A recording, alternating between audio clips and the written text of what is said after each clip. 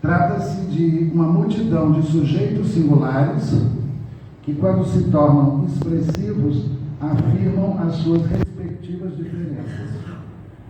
Pois bem, Negri, que é um spinozano convicto, certa vez escreveu um livro na cadeia sobre Spinoza intitulado Anomalia Selvagem. E nesse livro intitulado Anomalia Selvagem, que o Negri escreve na cadeia, há um subtítulo onde nele ele propõe diferenciar poder e potência em Spinoza. Da leitura que o Negri faz quando diferencia poder e potência em Spinoza, ele define o desejo como potência e critica o poder ao dizer que onde houver relação de poder, há tristeza, padecimento e desespero.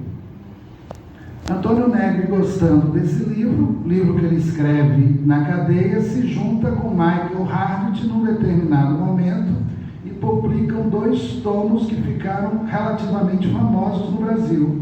O primeiro volume saiu com o título Império, o segundo volume saiu com o título Multidão. Império, me parece que continua valendo entre nós, era a descrição que o Negri estava fazendo de um capitalismo transnacional a partir do momento em que o capitalismo se tornou mundial integrado. E eles chamam de império porque é transnacional, uma vez que eles notaram que no capitalismo mundial integrado é o Estado-nação que passa a trabalhar para o capital e o mercado entra numa espécie de disputa entre Estados-nações. O livro foi genial, muito bem escrito, por sinal, criou uma determinada polêmica no Brasil na ocasião. O Negri veio, se eu não me engano, 4 ou 5 vezes, repetidamente, para poder defender a tese do Império. E alguns anos depois ele lança o conceito de multidão. Ao lançar o conceito de multidão, me parece que ele queria tentar pensar uma tensão política entre o império e a multidão e propôs que a gente diferenciasse multidão de povo e multidão de massa.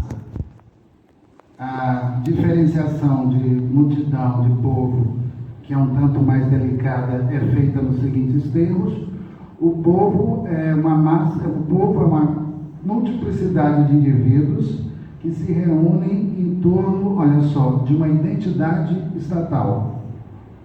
Tipo povo brasileiro, povo americano, povo chinês. A noção de povo é uma noção estatal.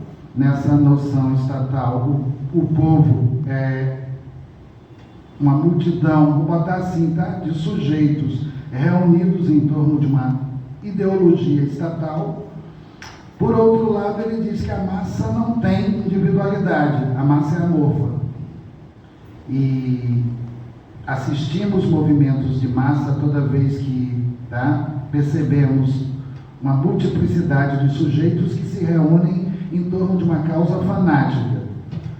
Para diferenciar multidão de povo, por um lado, e diferenciar multidão de massa, por outro lado, o Negri propôs que nós entendêssemos a multidão como uma multiplicidade de diferenças. Cada membro na multidão é uma diferença singular que compõe com outras diferenças singulares um sujeito coletivo, sem que a diferença de cada um seja aí anulada.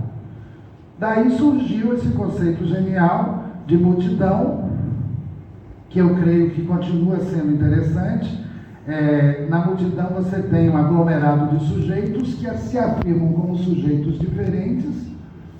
Ao se afirmarem como sujeitos diferentes, entendem uns as diferenças dos outros, mas se reúnem por uma causa política, porque querem combater, tá certo, a identidade imperial da nova ordem mundial, do capitalismo mundial integrado. Negri lança esse livro, Multidão. Quando ele lança esse livro, o livro não fez muito sucesso no Brasil na ocasião. Na época as pessoas disseram que a proposta política do Negri era uma proposta furada, não iria vingar de forma alguma. Entretanto, ele banca o livro sai em português. Sai em português, multidão significa, tá, em termos conceituais, uma multidão de sujeitos diferentes que se reúnem entre si, partilhando a diferença do outro, sem a necessidade de uma coalizão ou uma necessidade de uma identificação, seja com a massa, seja com o Estado-nação. Por outro lado, a multidão, enquanto multiplicidade de diferenças, me permite dizer que cada indivíduo, como membro da multidão, é uma diferença singular, e essa diferença singular passa a ser afirmada por Antônio Negri como uma diferença indispensável para que a gente possa construir um movimento político libertário não preso a ideologias estatais. Multidão, portanto, é uma política nômade, uma política onde diferenças se reúnem com a proposta de se insurgirem contra qualquer tipo de identidade, seja ela estatal, seja ela massificante. Isso é Negri. Gilles Deleuze, num livro que eu adoro, chamado Mil Platôs, daqui a pouco nós vamos ter um psiquiatra que só trabalha com Platôs aqui, eu vou chamá-lo daqui a pouco para poder entrar numa interlocução comigo, tá? Criou certa vez o conceito de minoria. E cria com Félix Guattari o conceito de minoria lá no Mil Platôs, para dizer que a experiência clínica e a experiência política colocam em visibilidade minorias as mais diversas.